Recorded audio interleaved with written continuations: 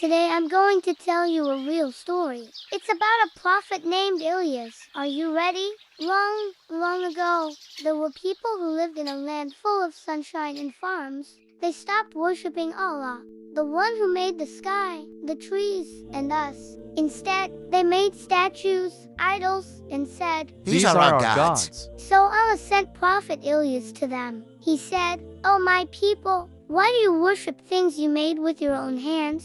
Allah is your only Lord.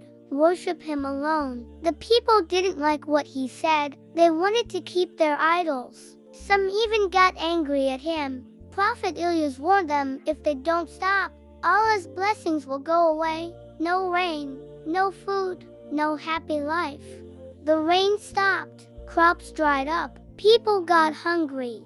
But Prophet Ilyas still cared for them. He kept telling them, turn back to Allah. Some people listened and believed, but many didn't.